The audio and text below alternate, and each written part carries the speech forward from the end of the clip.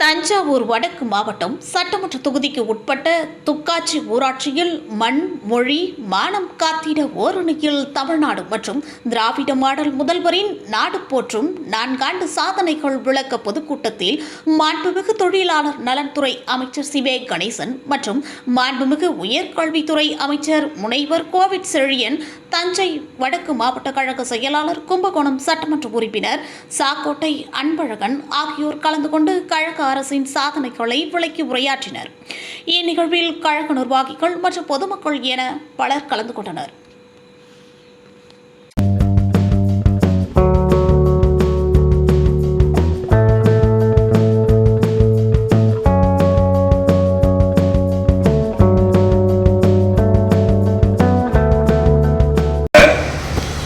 அதாவது இங்கிலாந்து நாட்டில் இருக்கின்ற பிரதம அமைச்சர் சொல்லியிருக்கார், இந்தியாவில் இருக்கிற ஒரு முதலமைச்சர் M.K. ஸ்டாலின் இந்த காலை உணவு திட்டத்தை கொண்டு வந்திருக்காரு. அந்த திட்டத்தை என்னுடைய நாட்டிலே நான் அறிமுகப்படுத்துவேன் சொல்லக்கூடிய அளவிற்கு இன்னைக்கு ஒரு பெரிய சிறப்பான முதலமைச்சர் நமக்கு கிடைச்சிருக்கிறார்.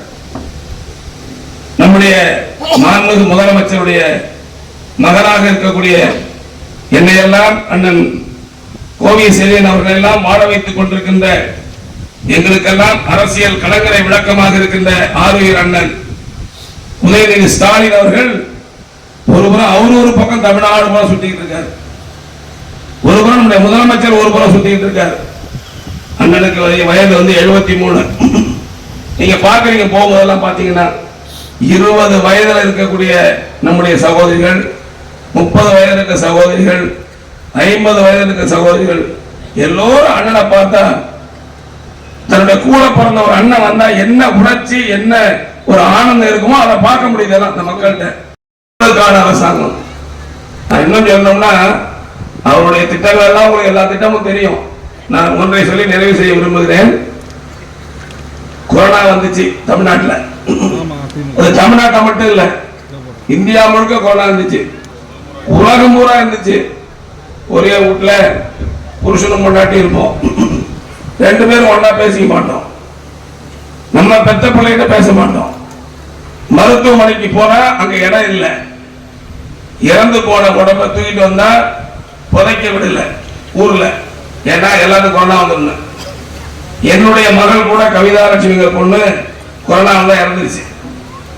நான் இப்ப கொரோனாவில் கோயம்புத்தூர்ல இருந்தேன் 22 நாள். எங்க வீட்டுல 12 பேர் கொரோனா இருந்துச்சு. என்னுடைய மகள் இறந்த பிறகுதான் நானே வீட்டுக்கு வந்தேன். என்னுடைய மகளுங்கிறதுக்காக சொல்ல, என்னுடைய மகளை போல் பல்லாயிரக்கணக்கான பேர் இறந்திருக்கிறாங்க.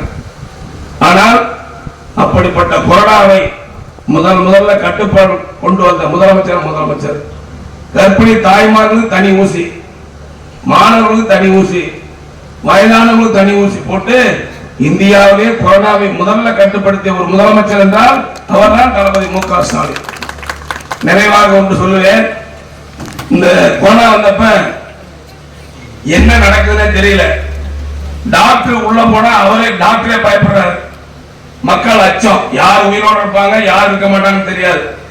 வாரத்துக்கு ஒரு நாள் தான் காய்கறி வாங்க போனோம், வயக்காட்டுக்கு வேலைக்கு போல, வெளியூருக்கு போல. இப்படிப்பட்ட சூழல். அப்படிப்பட்ட சூழல்ல ஒரே ஒரு மனிதன் மட்டும்தான் தைரியமாக கொரோனா வார்டுக்குள்ள போய் என்னதான் நடக்கலாம்னு பார்த்துட்டு உடம்புல கொரோனா உடையை போட்டுக்கொண்டு மருத்துவமனைக்கு உள்ளே சென்ற ஒரு முதலமைச்சர் யார் என்றால் அவர்தான் தளபதி M.K. ஸ்டாலின். அப்படிப்பட்ட தன் உயிரை கூட மக்களுக்காக தியாகம் செய்கின்ற அண்ணன் தளபதி M.K. ஸ்டாலினுக்கு நீங்கள் எல்லாம் ஆதரவாக இருக்க வேண்டும். இந்த தொகுதி மக்களுக்காகவே தன்னை அர்ப்பணித்துக் கொண்டு 3வது முறை இந்த தொகுதியுடைய சட்டமன்ற உறுப்பினராக 3வது முறையாக வெற்றி பெற்றிருக்கிறார். அண்ணன் சாக்கோட்டை அன்பழகன் சொன்னதை நான் வழிமொழிந்து, எப்பவுமே எனக்கு தெரியும் அண்ணன் முதலமைச்சர் தளபதி அண்ணன் நம்முடைய அண்ணன் கோவிட் செழியன் மீது ஒரு அலாதி அன்பை வைத்திருக்கிறார் என்பதை நான் நன்றாக உணர்ந்தவர். நான் மேடைக்காக சொல்ல, தனி பாசம் உள்ளவர், அவர் மீது மிகுந்த அன்புள்ளவர். 4வது முறையும் அவர் தான் இந்த தொகுதி சட்டமன்ற வேட்பாளர் நிற்பார்.